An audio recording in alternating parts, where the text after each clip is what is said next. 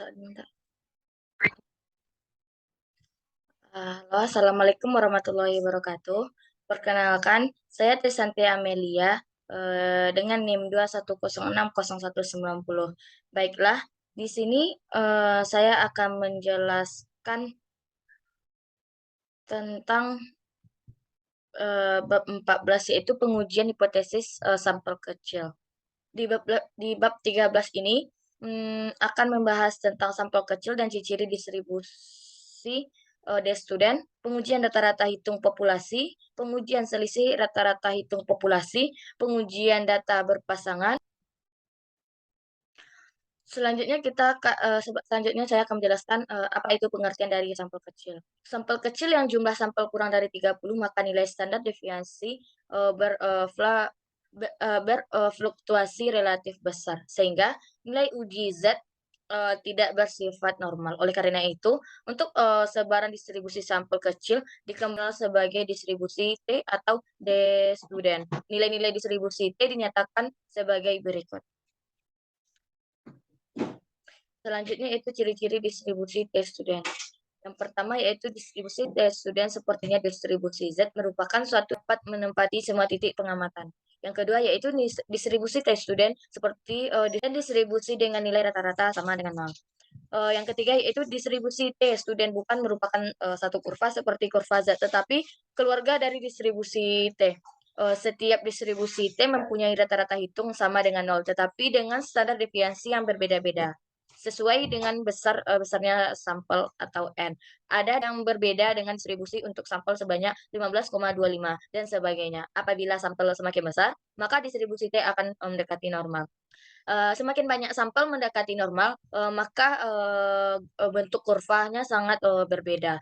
Di sini ada contoh distribusi Z yang terdapat distribusi T, V sama dengan N dikurang 1 sama dengan 2,5. Dan distribusi T, F dikurang N sama dengan N dikurang 1 sama dengan 15. Dan yang terakhir yaitu distribusi T, F sama dengan N dikurang 1 sama dengan 2. Perbedaan antara skala Z dan skala T. Di sini terdapat distribusi Z dan dapat distribusi T. F sama dengan 9. Di daerah tidak sama sekali tidak ada perbedaannya. Dan next, selanjutnya yaitu akan membahas pengujian rata-rata hitung populasi.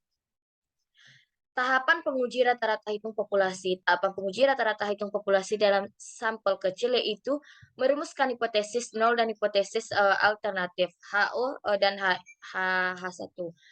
Menentukan taraf nyata apakah 1%, 5%, atau taraf lainnya, serta mengetahui titik kritis berdasarkan pada tabel D student. Menentukan uji statistik dengan menggunakan rumus uji T. Menggunakan daerah keputusan yaitu daerah tidak menolak HO dan daerah menolak HO.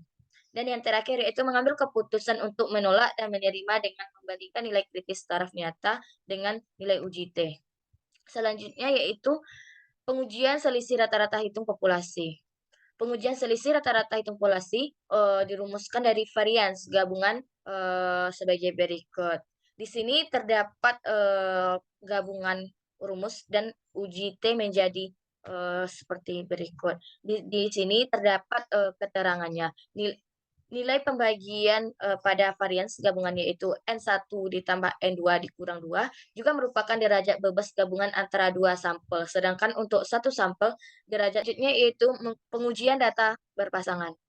Uji statistik untuk pengujian hipotesis data berpasangan dinyatakan sebagai berikut. D sama dengan D per SD per N. Di sini terdapat rumus dari uji statistik hipotesis dan terdapat juga keterangannya. T sama dengan nilai distribusi T, D sama dengan nilai rata-rata per deviasi dari perbedaan antara pengamat berpasangan, N jumlah pengamat berpasangan, dan D kecil yaitu perbedaan antara data berpasangan. Selanjutnya yaitu analisis varians.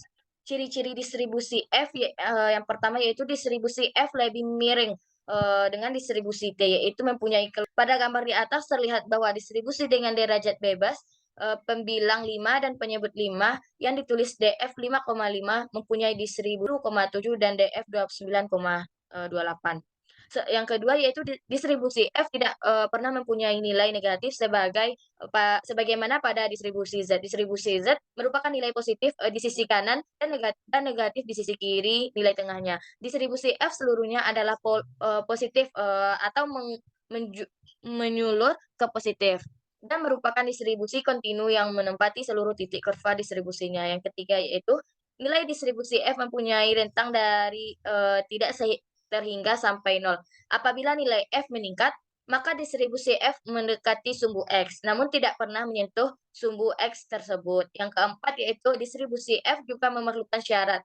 Yang pertama yaitu populasi yang diteliti mempunyai distribusi yang normal. Yang kedua yaitu populasi mempunyai standar deviasi yang sama. Dan yang terakhir itu sampel yang ditarik dari populasi bersifat bebas serta diambil secara acak. Baiklah, hanya itu yang bisa saya jelaskan dari, bab 14 ini. Apabila, salah kata, salah ucapan, saya mohon maaf. Wabillahi